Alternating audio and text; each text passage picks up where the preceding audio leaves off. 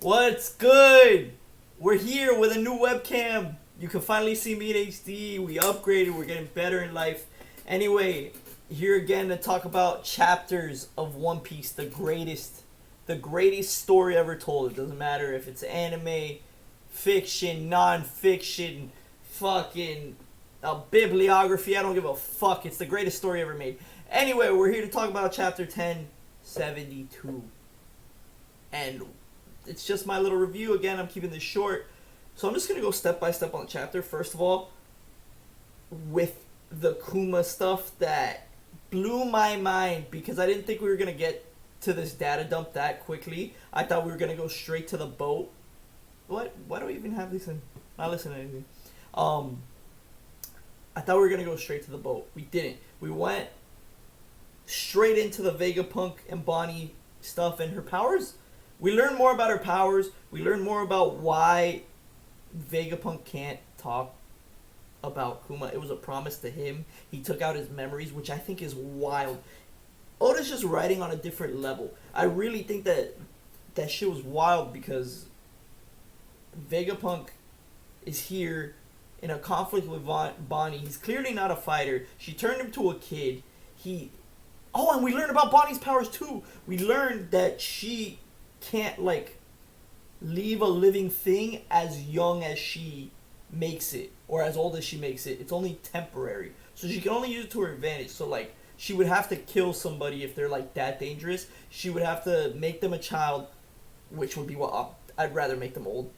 I don't think I have the morality to kill a child, but she can do either way. She can make them really really old or really really young as their weakest point, and then kill them. But she knows for sure that they're going back. Also, her distorted future thing, which I think is a nice little nod to the SBS, since we know that Oda likes to draw this was somebody's future if things went well, and this is somebody's future if things didn't went well. So it seems like Bonnie can pick and choose her timelines too, which is nuts. And she got big and swole. She kind of looked like Gear 5 Luffy, Gear 5 Luffy when he's all bulky and stuff, like Jerry from Tom and Jerry when he gets all muscly.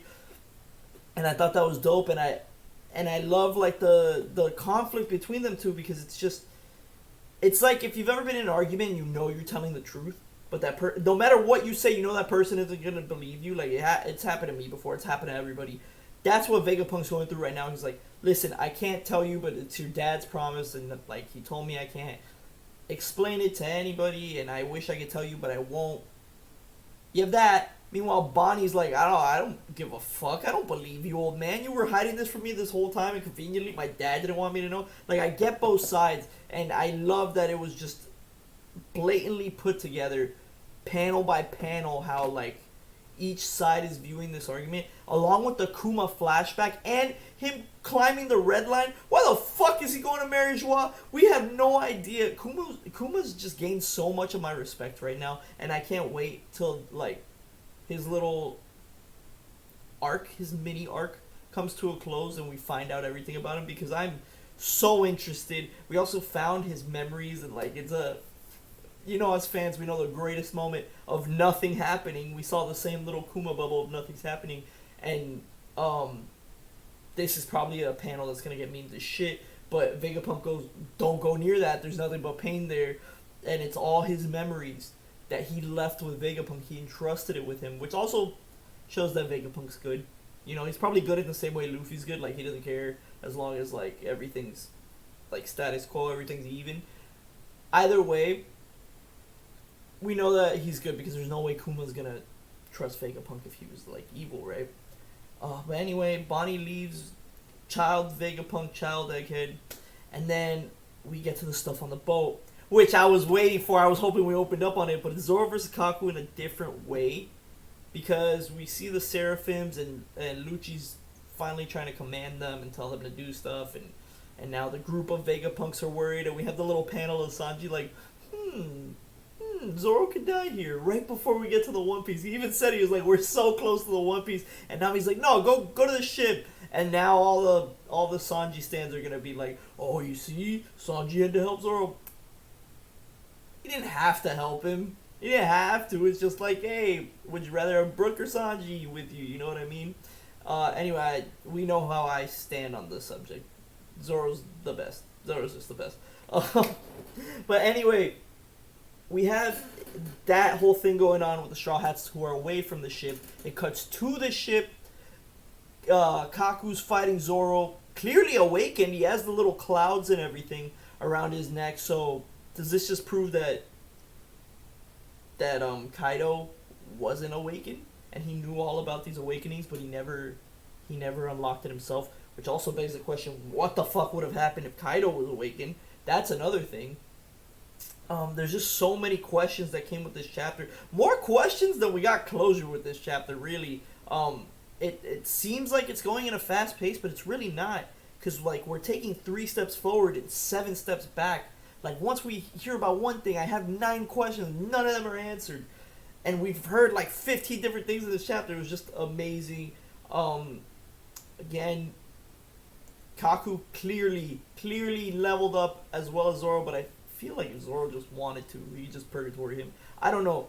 But the main thing I'm getting out of this chapter is all the pieces at play for the end of the story are slowly stacking each and every chapter. And I know this review is going out a little late. It's going out Tuesday of the following week. So in a couple days, Friday, I'm gonna have another review on 1073, and we'll probably have some more closure there.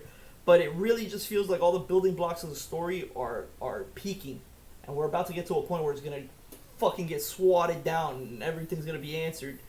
But yeah, the fight on the boat is just nuts. The Seraphim seem overpowered, and we need a resolution there.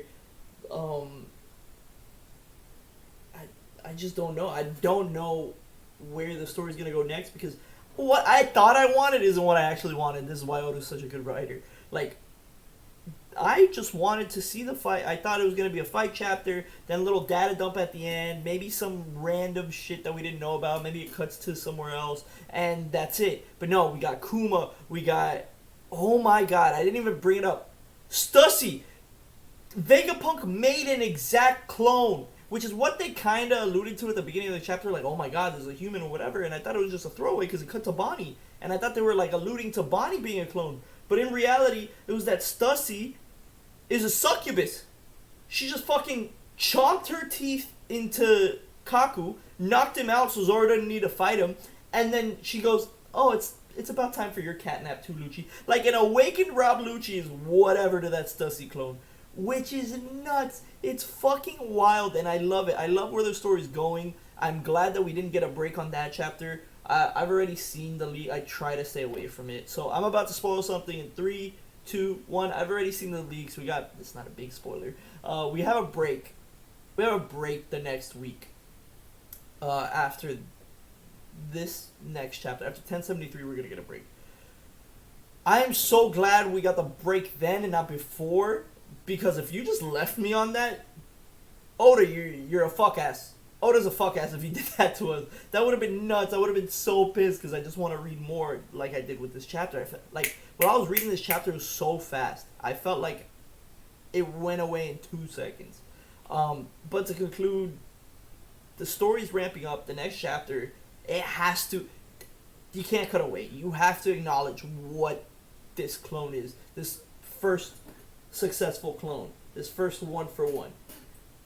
I have nothing for the story. I have no question. Well, I have question. I have no wants or needs. Like, I don't want to guess anymore because whatever I want, Oda does it better anyway. I didn't even know I wanted this, but I wanted this. Like, why the fuck would I think, oh, I need a Stussy clone, or Stussy, however you're gonna say it. I need a clone of her to be a succubus and just take out Kaku, like, easy.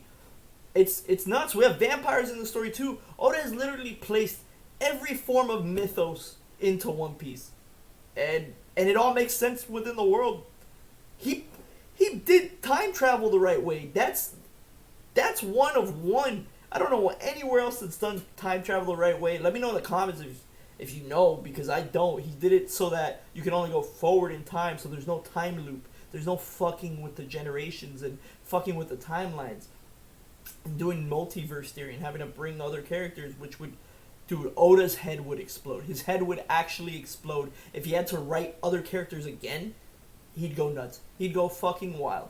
But anyway, That's just my review of the chapter. I think, again, like I said in my last video, I think everything since we've ended Wano has been a 10 or near it. We've just been stacking up on greatness, and it's because he's pre-written the story at this point, and he just had to revamp it. And I hope it keeps up.